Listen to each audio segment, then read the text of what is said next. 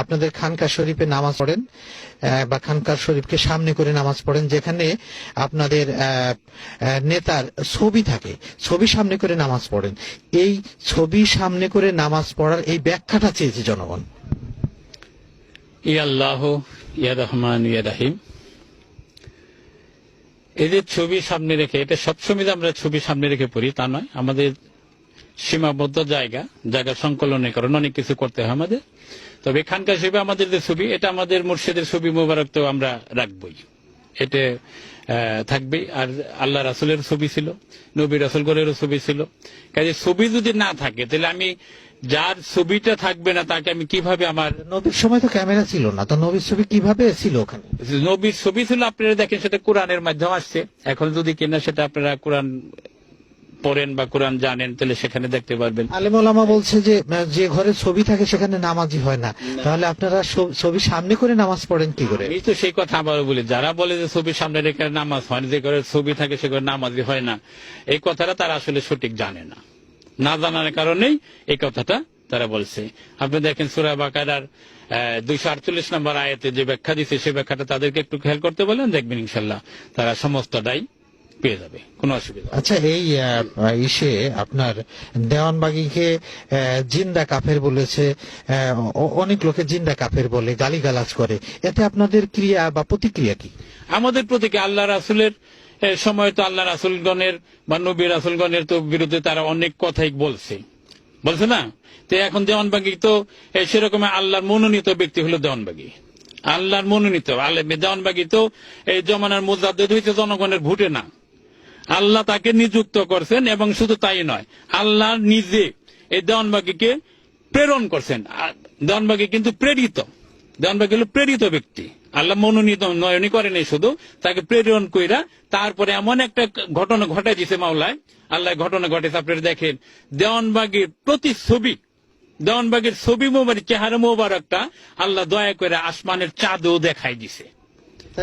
এখন চাঁদে দেখাই দিছে এই জন্যই আল্লাহ মানুষকে, সাধারণ মানুষকে, এই মূর্খগুলোকে বোঝানোর চেষ্টা করছে যে দেওয়ানবাগি আমার যে প্রিয়, দেখো আমি তাকে কিভাবে দেখাইলাম। আচ্ছা, চাঁদে দেখাই দিছে যে প্রমাণটা চাঁদে দেখছে কোটি কোটি মানুষে দেখছে। তারা কি সবাই অনুসারী নয়, অনুসারী ছাড়াও তো অনেকেই দেখছে।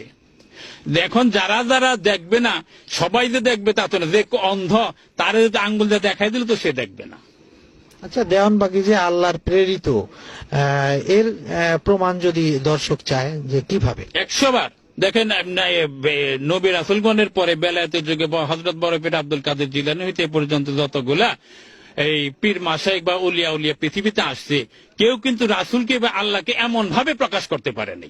হয়তো তারা করছে তাদের কমের কাছে গোপনে, এটা তারা মারফত বললে তারা কমের কাছে বলছে যে আল্লাহর আকার আছে, হয়তো রাসূল দরিদ্র ছিল না। কিন্তু দেওয়ানবাগি হুজুর আমার মুর্শিদ এমন ভাবে প্রকাশ করছে আল্লাহকে যে আল্লাহর আকার আছে। শুধু তাই নয়, দেওয়ানবাগির তাফসীরের মধ্যে প্রত্যেকটা পৃষ্ঠার মধ্যে দেওয়া আছে আল্লাহর আকার আছে, আল্লাহ নিরাকার নন। এই কথাটা একমাত্র আমার মহান মুর্শিদই বলেছেন, একমাত্র আমার মহান মুর্শিদ বলছেন।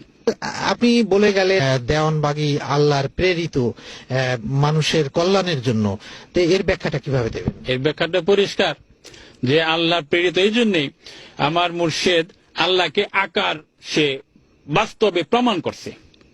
আল্লাহ রাসূল যে দরিদ্র ছিল না, সে যে বাদশাহ শাহেনশাহ কামলেওয়ালা ছিল, দু জাহানের বাদশাহ ছিল, এই জিনিসটা সে হাদিস কোরআনের মাধ্যমে সে প্রমাণ করছে।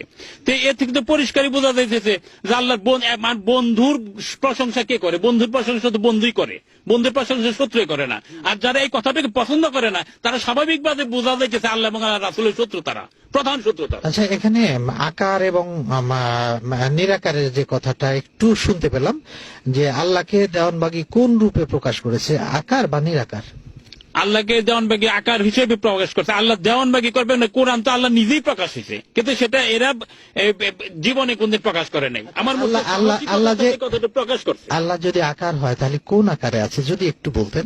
আল্লাহ বলছে না যে আমি আদমের সুরতে, আদমকে আমার সুরতে সৃষ্টি করছি, এই কথাটা বলছেন আল্লাহ। এটা তো পরিষ্কারই বলা যায়। এটা দেওয়ানবাগি বলবে কিনা, আমি বলবো কিনা? যারা না বলে তারা হল কৃপণ, তারা হল আল্লাহর শত্রু, পরিষ্কার ভাবে বোঝা যায়, কিন্তু আমার মুর্শিদ আল্লাহ শত্রু না। এই জায়গায় প্রমাণ হয় যে আল্লাহর বন্ধু হলো আমার মুর্শিদ দেওয়ানবাগী, এটা পরিষ্কার প্রমাণ হয়ে গেল। অনেক দর্শক কমেন্টস করেছে তারা যে ইসলামে জন্মদিন মানে কেক কেটে জন্মদিন পালনের কোনো নিয়ম নেই, তাহলে আপনারা এই আপনাদের হুজুরের নামে যে কেক কাটেন কেন, এর ব্যাখ্যাটা কিভাবে দেবেন? মহামানবদের জন্মটাই কিন্তু কুল কায়নাতের রহমত হিসেবে আসে, তারা দেওয়ানবাগীও রহমত হিসেবে আসছে পৃথিবীতে। ওনার জন্মদিনটা যারা যারা পালন করবে তারা অবশ্যই আল্লাহর রহমত এবং রাসূলের ভালোবাসাটা তারা পাবে, একের নিশ্চিত, এতে কোনো সন্দেহ নাই। যে এটা কেক কাটা জায়েজ নেই কথা বলছে। 100 ভাগ জায়েজ, 100 ভাগ, এটা 100 ভাগ জায়েজ। যারা এটাকে জায়েজ বলে না তারাও আস্তে আস্তে শুরু করছে, বাবাজানের এই কথাগুলো তারা আস্তে আস্তে মানা শুরু করছে। আগে তো ছবি তোলাই নিষেধ ছিল, বাবাজান বললে যে ছবি তোলাটাও জায়েজ আছে। এখন দেখেন আজকে তারা ঠিকই চালছে, নেজটা ভিতরে নিয়ে তারপরে তারা কাছে যাওয়া ছবি তোলা যায়, বড় বড় ছবি দেয়, পোস্টার লাগে, এমপিতে দাঁড়ায় জায়গা, কিন্তু একসময় তারা এই ছবির বিরোধিতাও করছে। তো দেওয়ানবাগীতে এখানে আরো প্রমাণ হইলো যে আল্লাহর কথা একমাত্র দেওয়ানবাগী এই দেশে সশরীরে এবং সৎ সাহসে বলছে। আচ্ছা, এখানে এই আমরা এখন যেখানে এসেছি এটা দেওয়ানবাগী নগর আপনারা বলেছেন বা আমরাও সেভাবে উপস্থাপন করেছি। তো এই এলাকাবাসীর পক্ষ থেকে অনেকে কমেন্টস করেছে, পরিচিত কিছু মুখ আমরা দেখলাম যে এই দেওয়ানবাগী নগর হতে পারে না, এটা ভণ্ড কথা, ভুয়া কথা, এটা 6 বাড়িয়া এলাকা, দেওয়ানবাগী নগর কি করে হলো? আচ্ছা, যে বলছে এই এলাকা সম্বন্ধে, এই এলাকাতেই বলি, দূরে যাচ্ছি না, যদি তার জন্মটা এই 80 সালের পরে হয়ে থাকে তাহলে এখানে পাশে তালতলা, এটা জীবনে কোনদিন তালতলা ছিল না, এটা আবার শুয়োর খোলা কইতাম, আজকে সেটা তালতলা হয়ে গেছে, তাল গাছ একটাও নাই। শুকর খোলা মানে শুকর পালন, এখানে শুকর বাস করতো, শুকররা থাকতো, ধান টান নষ্ট করতো, কাজীটা আমরা শুয়োর খোলা কইতাম, কাজে এটা কোনোদিনই তালতলা ছিল না, কিন্তু আজকে সেটা তালতলা। আপনি দেখেন আমরা থানার পশ্চিম পাশে বরাতনগর, এটাকে বরাতনগর ছিল, এটা আমরা বিল কইতাম, গুন্দি বিল, এটা আজকে বরাতনগর হয়ে গেছে। থানার পূর্ব পাশে এটা হয়ে গেছে মডেল টাউন, তাই না? মডেল টাউন হয়েছে। এটা কি মডেল টাউন ছিল?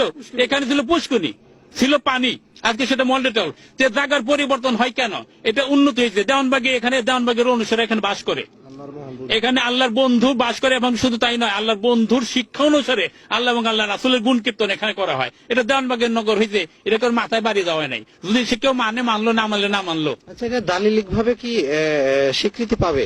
100 বার পাবে না কেন? যেহেতু এটা আল্লাহর ওলির ইদা বেরিয়েছে, মুগ্ধা বেরিয়েছে, কাজে এটা একসময় অবশ্যই পাবে। এটা ইনশাআল্লাহ আমরা আশা করি আমাদের জীবদ্দশাতে এটা দেখা যাবো। শুধু তাই না, আমার ছেলের ইন্টারমিডিয়েট সার্টিফিকেটের মধ্যে দেওয়ানবাগীর নগর লেখা, ম্যাট্রিকের সার্টিফিকেটের মধ্যে দেওয়ানবাগীর নগর লেখা, আমার জন্ম তারিখ, জন্ম সনদের মধ্যে দেওয়ানবাগীর নগর লেখা, আমার বিদ্যুৎ বিলের মধ্যে দেওয়ানবাগীর নগর লেখা। আবার হয় না কেমনে যে বিদ্যুৎ বিলের মধ্যে দেখেন, আপনি দেখেন বিদ্যুৎ বিল, এই বিদ্যুৎ বিলের মধ্যে লেখা আছে দেওয়ানবাগী নগর, আশিকের রাসূল এটিএম শামীম দেওয়ানবাগী নগর, 6 বেড়া দামরে ঢাকা।